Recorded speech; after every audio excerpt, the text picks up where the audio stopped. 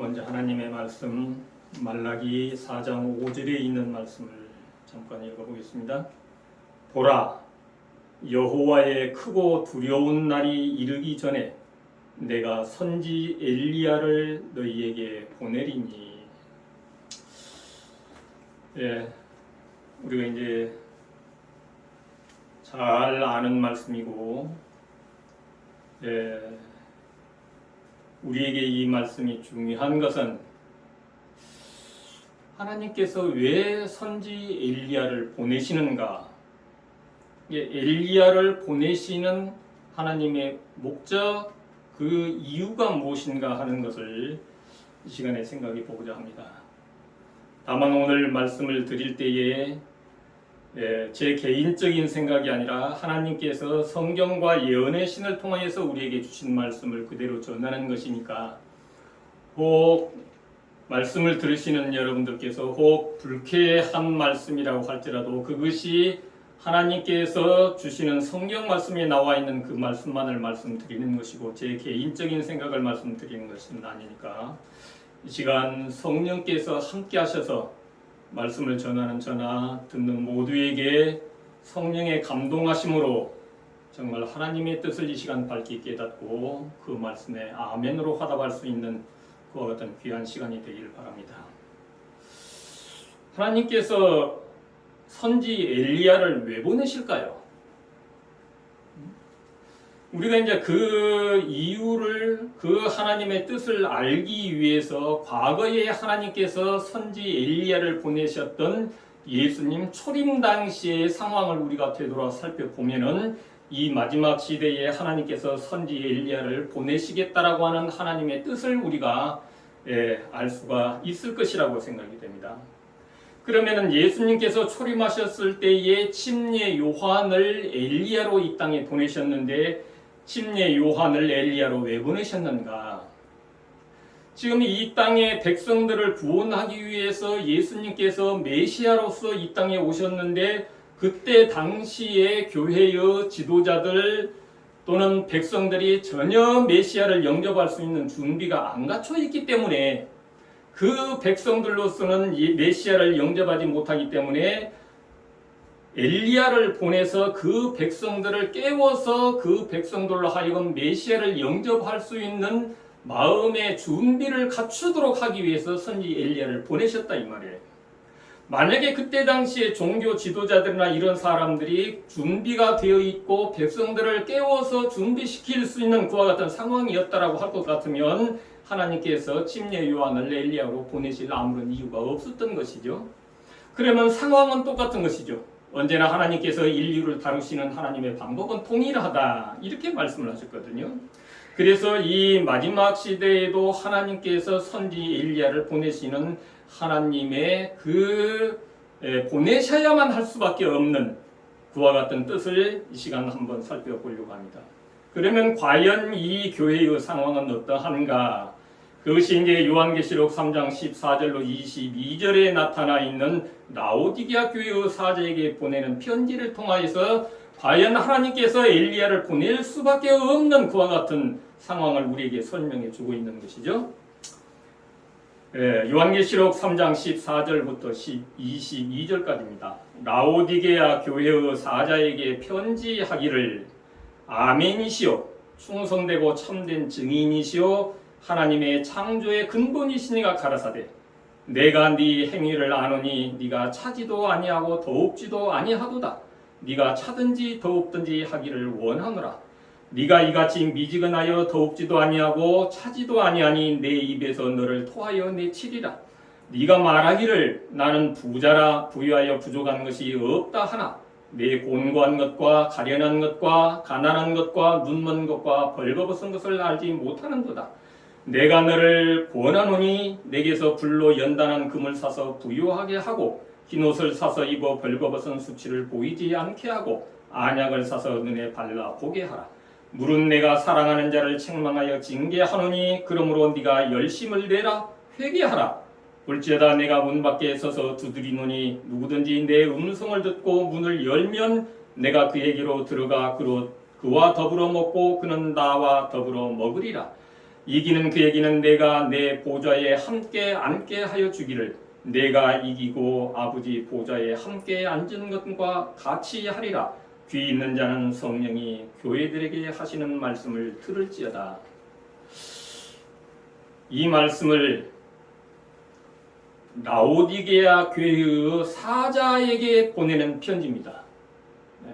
보통 우리가 일반적으로 그냥 라오디게아 교회에 이렇게 말씀을 합니다만, 물론 라오디게아 교회 전체가 해당되는 말씀이지만 하나님께서 이 편지를 보내시는 것은 라오디게아 교회의 사자에게 보내는 편지예요.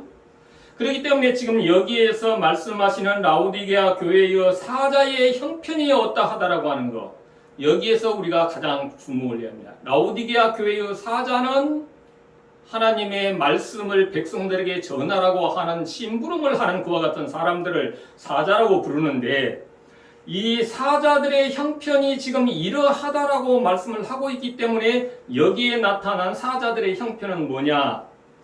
중요한 것은 나는 부자라 부유하여 부족한 것이 없다라고 생각을 한다는 거예요. 그런데 하나님께서 보실 때에 너는 결코 부자가 아니라는 이야기지. 너는 곤고하고 가련하고 가난하고 눈 멀고 벌거벗었다는 이야기예요.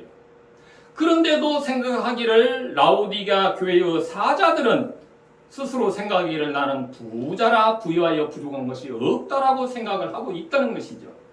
여기에서 부자라고 하는 것은 영적으로 말씀으로 부자다라고 하는 이야기죠.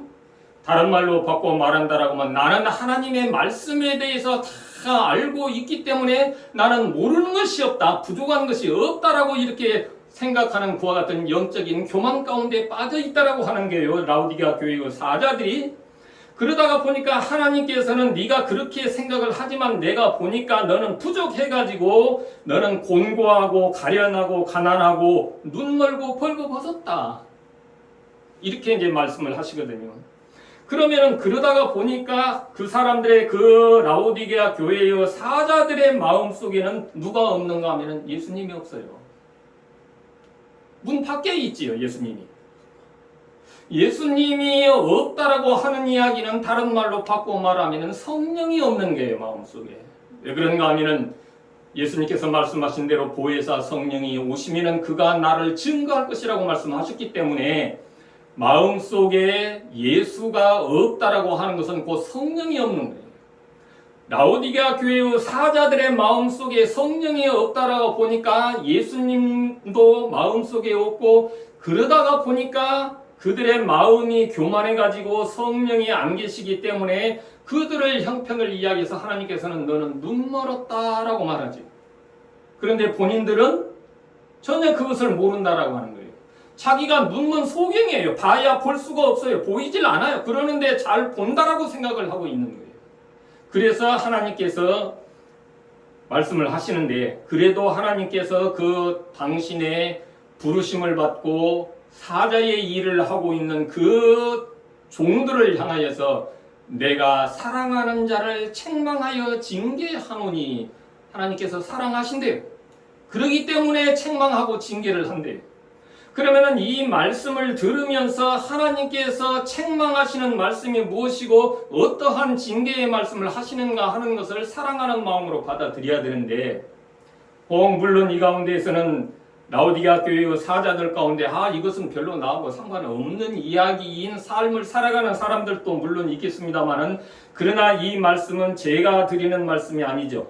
저는 교회의 사자들의 형편이 어떤 줄도 모르고 영적인 상황이 어떤 줄도 제가 전혀 모르기 때문에 제가 개인적으로 어떤 무엇을 판단을 하고 생각해서 드리는 말씀이 아니라, 하나님께서 일찍이 2000여 년 전에 이미 이 시대를 내다보시고 하나님께서 예언하신 예언의 말씀에 의해서 살펴보면은 이 마지막 시대에 결국은 사자들의 형편은 이렇게 영적인 교만에 빠져가지고 결국은 곤고하고 가련하고 가난하고 눈 벗고 벌거벗은 그와 같은 상태 가운데 있다라고 말씀을 하시는 겁니다. 이건 나한테 온 편지가 아니야. 이거 편지 잘못 온 거야. 만약에 혹시 그렇게 생각하실 분이 계십니까? 하나님께서 그걸 몰라서 누구한테 편지를 보내야 될 줄 몰라서 하나님께서 라오디게아 교회의 사자한테 보낸다라고 하나님께서 편지를 쓰실 일은 없거든요. 만약에 나하고는 상관없는 이야기로 생각한다라고 하면 그건 영적인 교만 가운데 있는 겁니다. 하나님을 모욕하는 거예요. 하나님께서 그 편지 받을 사람을 잘 몰라서 잘못 전할 일은 없거든요. 그래서 우리가 살펴보면은 과연 그러면은 라오디게아 교회의 사자들이 눈이 멀어 있어요. 이거 아주 중요한 말씀이죠. 다른 말로 말해서 성령이 마음속에 안 계시다가 보니까 하나님의 말씀을 읽고 봐도 무슨 말씀인지 깨닫지 못하고 보지 못한다라고 하는 이야기예요. 눈 멀었다고 하는 이야기는. 왜 그런가 하면 시대의 소망 가운데 보면은 무슨 말씀이 있는가 하면은 하나님의 말씀은 성령께서 깨닫게 해주시지 아니하면은 결코 하나님의 빛을 분별할 수 없습니다. 이것은 사도시대나 지금이나 마찬가지입니다. 이런 말씀이 주어져 있거든요. 그러니까 성령께서 우리의 마음속에 계시지 않는 상태 가운데에서 하나님의 말씀을 읽어도 하나님의 말씀을 보아도 깨닫지 못한다라고 하는 이야기예요. 그렇기 때문에 결국은 하나님께서는 너희는 눈 멀었다라고 그렇게 표현을 하신 것이죠. 그러면은 과연 이 교회가 어느 정도 모르고 있길래 하나님께서 그렇게 말씀을 하시는가? 결국은 엘리야가 이 땅에 와서 전할 그와 같은 기별은 무엇이겠는가? 엘리야가 무슨 성경에도 없는 기별을 가지고 오는 것도 아니고 하나님께서 주시는 기별을 우리 이 백성들에게 와서 전할 판인데, 그러면은 성경 말씀 가운데에서 우리에게 마지막 복음이라고 하는 새 천사의 기별, 그 기별 말고는 다른 기별을 전할 기별이 없죠. 그리고 이 시대가 많은 사람들이 때가 다 된 것 같아, 예수님 곧 오실 것 같아, 세상에 일어나는 징조들을 보면은 이런 이야기들을 하고 그러죠. 그래서 지금 요새 많은 분들이 그러한 말세의 징조에 대해서 말씀하시고, 일요일 수염령이 지금 어느 정도까지 와 있고, 세상에는 모든 기후 문제가 있어가지고 참 기온은 올라가고, 그 다음에 바닷물의 온도는 높아져가지고 북극의 얼음들이 녹고 바다의 수위는 높아져가지고 작은 섬들이 없어질 그런 상황에 있고, 이러한 여러 가지 상황들을 설명하면서 때가 가까웠다라고 이야기를 합니다. 그러면 이렇게 예수님의 재림의 때가 가까웠다라고 하면은 엘리야가 와서 전할 기별은 밤중 소리를 전하겠죠. 밤중 소리. 신랑이로다 맞으러 나오라. 예수님이 오실 때가 다 됐으니까, 금방 오실 것 같으니까 밤중 소리를 외쳐야 할 거 아니에요. 그런데 그와 같은 밤중 소리가 무엇인가 하는 것도 우리가 알아야죠. 코로나 아니면 일요일 휴업령 이런 것들이 밤중 소리가 아니죠. 초기 문제 가운데 보면은 무엇이 밤중 소리인가 하는 것이 분명히 나타나 있죠. 그래서 이러한 말씀들을 우리가 잘 알고 이제 말씀을 전해야 되는데, 그러면은 장차 엘리야가 와서 전할 그와 같은 새 천사의 기별과 관계되는 말씀 가운데서 현재 우리가 부족한 것들이 뭐 있는가? 나는 부자라 부유하여 부족한 것이 없다라고 생각하고 있는데 하나님께서 말씀하시기를 너희는 부족하다라고 하는 것을 말씀하고 있는 거예요. 그러면은 먼저 새 천사의 기별과 관계되어서 요한계시록 7장 1절부터 보면은 사방에 바람을 붙잡고 있는 네 천사의 이야기가 나옵니다. 그것도 하나님의 종들의 이마에 인치기까지 너희는 결코 바람이 불지 못하도록 바람을 붙잡으라고 하는 말씀이 나와요. 그런데 이 바람은 도대체 뭘 상징하는 것이냐? 거기에 대해서 저희가 지금까지 배우고 듣고 가르치는 것은 이 바람은 전쟁과 재난을 상징한다, 이렇게만 배웠어요. 그런데 물론 각시대의 대쟁투에도 이 바람은 재난과 전쟁이라고 설명되어 있고, 그 다음에 증언보감을 읽어봐도 거기에는 이 바람은 재난과 전쟁이라고 설명되어 있어요. 그래서 맞지요, 틀린 게 아니라. 그러나 이것은 부분적으로 아는 거예요. 이 바람이 무엇을 상징하는가 하는 것이 여러 책에 나타나 있는데, 결국은 작게 바람이라고 하는 것은 전쟁과 재난을 상징한다라고만 알고 있는, 부분적으로만 알고 있는 것이다, 그 말이에요. 그래서 부족한 것이죠. 온전히 다 깨닫지 못하니까. 그 다음에 세 천사의 기별과 관계에 대해서 인맞은 자의 이야기가 나오는데 그와 같은 인맞은 자의 이마에 과연 뭐라고 기록이 되어 있는가? 저희가 지금까지 가르치고 배운 것은 인맞은 자의 이마에는 어린 양의 이름과 아버지의 이름이 써진 것이 있다. 이렇게 두 이름에 대해서만 우리가 알고 있죠. 그런데 다른 말씀들을 쭉 살펴보면 이름이 셋이 기록이 되어 있어요. 이름이 하나가 더 있단 말입니다. 그러니까 어린 양의 이름과 아버지의 이름이 기록되어 있는 것이 맞지만은 그것은 온전하게 다 아는 것이 아니라 부분적으로 아는 거예요. 그렇기 때문에 부족한 거다 그 말입니다. 그 다음에 둘째 천사의 기별과 관계돼서 둘째 천사의 기별은 로마 교황권, 그 다음에 배도한 개신교회는 바벨론이다. 그들은 무너진 바벨론이다. 우리가 그렇게 가르치고 배우고 알고 있어요. 그런데 다른 말씀을 살펴보면 둘째 천사의 기별이 그게 다가 아니고 더 있어요. 둘째 천사의 기별이. 그런데 우리는 그것만 알고 있기 때문에 그 부분에 대해 둘째 천사의 기별도 부분적으로 알고 있는 것이다 그 말이에요. 온전하게 다 알고 있지 못하고. 그 다음에 셋째 천사의 기별, 짐승의 피 받지 마라. 셋째 천사의 기별은 칭의의 기별이다. 이것은 또 부분적으로 알고 있는 것이고, 칭의의 기별이라고 하는 것은 부분적으로 안다고 보기보다는 조금 잘못 이해되고 있는 부분이다. 이렇게 해서 우리가 바람이나 인맞은 자의 이마에 나타나 있는 이름이나 둘째 천사의 기별이나 셋째 천사의 기별에 대해서 온전히 알지 못하고 부분적으로만 알고 있으면서 그것이 부분적인 것이 아니라 온전한 것이라고 잘못 이해되고 있기 때문에 하나님께서는 나는 부자라 부유하여 부족한 것이 없다라고 네가 생각하지만은 아니다. 너는 부족하다. 부족한 정도가 심해가지고 너는 곤고하고 가련하고 가난하고 벌거벗었고 그 다음에 너는 그러한 교만 가운데 빠져있기 때문에 너는 성령이 없음으로 말미암아서 너는 눈먼 상태에 있다라고 하나님께서는 라오디게아 교회의 사자들에게 보내는 편지에서 우리에게 그렇게 말씀을 하고 계신다 그 말이에요. 그러면은 하나님께서 라오디게아 교회의 상황에 대해서 가려 뽑은 기별 1권 356쪽에는 이렇게 말씀을 하셨어요. 요약해서 라오디게아 교회는 모든 진리를 가졌노라고 자긍하며 하나님의 말씀에 대한 저들의 지식을 자랑하는 교만한 태도를 밝히 나타내주고 있다. 이렇게 말해요. 그러니까 라오디게아 교회의 사자들과 그 영향 아래 있는 라오디게아 교회의 성도들의 형편은 뭔가 하면은 그들이 모든 진리를 가졌노라고 자긍하며 하나님의 말씀에 대한 저들의 지식을 자랑하는 교만한 태도를 밝히 나타내주고 있다. 이렇게 가리 뽑은 기별 1권 356쪽에서 그 상황을 설명을 하고 있습니다. 그러면은 마지막 때에 결국은 엘리야를 통해서 이 땅에 기별을 전할 그와 같은 내용에 대해서 복음교육자 55페이지에 설명하기를 하나님께서는 그의 큰 날에 설 수 있는 백성을 준비시킬 사람들을 부르신다. 재림이 가까움을 믿는 백성으로서 우리가 전할 기별은 내 하나님 만나기를 예비하라는 아모스 4장 12절에 있는 말씀이다.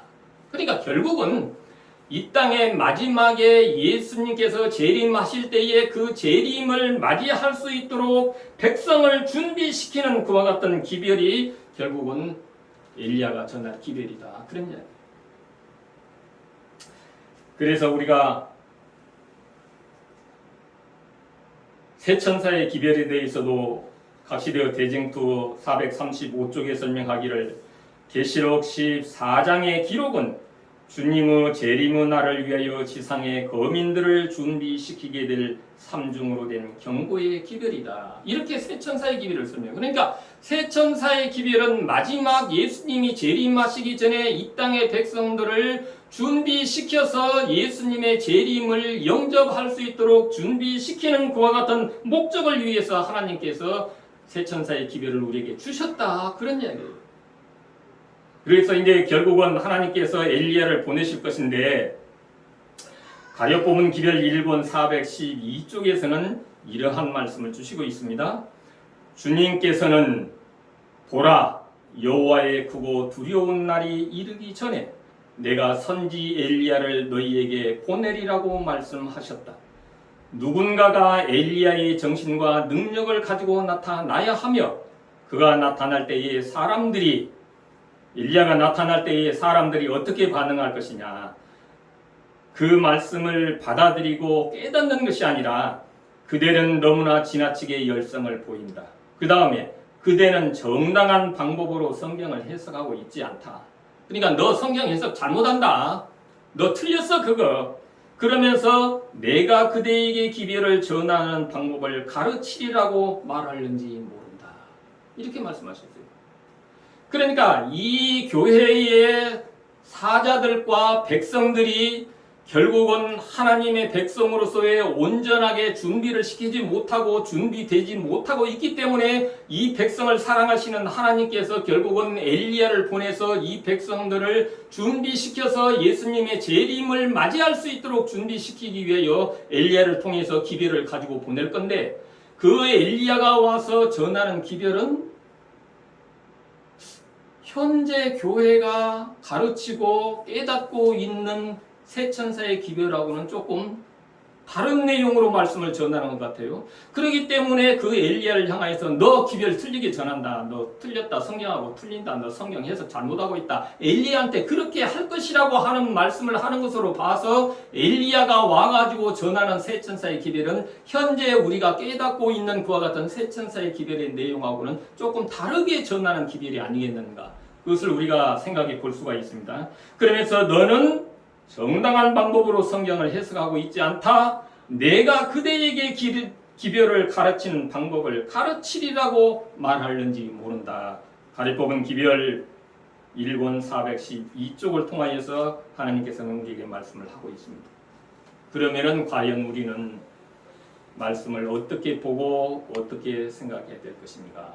다른 말로 말해서 성령께서 깨닫게 해주시지 않으면은 하나님의 말씀은 결코 깨달을 수도 없고 이해될 수 없는 부분이기 때문에 라오디게아 교회의 사자들의 형편은 성령이 없음으로 말미암아 눈먼 상태에 있기 때문에 결국은 제대로 온전하게 이해하지 못하고 있으면서 아마 엘리야를 통해서 하나님께서 그 말씀들을 부분적으로 알고 있는 것들을 온전한 말씀으로 깨우쳐 주시고 준비되도록 그렇게 백성을 준비시키는 말씀을 주실 것이지만 그러나 반응은 너 성경 해석 틀렸다. 내가 너한테 가르쳐 줄 테니까 나한테 배워라. 이렇게 말하는지도 모르겠다 하는 참 안타까운 그와 같은 말씀이 우리에게 주어져 있습니다. 아무쪼록 하나님께서 그 부분에 대해서 아까 제가 말씀드린 무엇이 어떻게 부족한가 하는 그와 같은 부분들에 대해서 바람에 대해서 인맞은 자의 이마에 나타나 있는 그와 같은 이름에 대해서 둘째 천사의 기별에 대해서 셋째 천사의 기별에 대해서 성경 말씀과 예언의 신 가운데서는 어떻게 우리에게 온전한 기별을 말씀하고 계시는가 하는 것들을 잠시 쉬었다가 2부에서 그 말씀을 드리도록 하겠습니다. 아무쪼록 제가 말씀드린 그와 같은 라오디게아 교회의 사자에게 보내는 편지의 내용들은 성경에 있는 말씀 그대로이기 때문에 혹 여러분들께서 제가 여러분들에게 드리는 말씀이 아니라고 하는 것을 이해해 주시고 마지막에 말씀하시기를 귀 있는 자는 성령이 교회들에게 하시는 말씀을 들을지어다라고 말씀하시기 때문에 이 말씀을 듣는 모두에게 정말 들을 수 있는 귀를 성령께서 주셔서 하나님의 말씀을 아멘으로 들을 수 있는 그와 같은 우리 모두가 되시길 이 시간 간절히 바랍니다.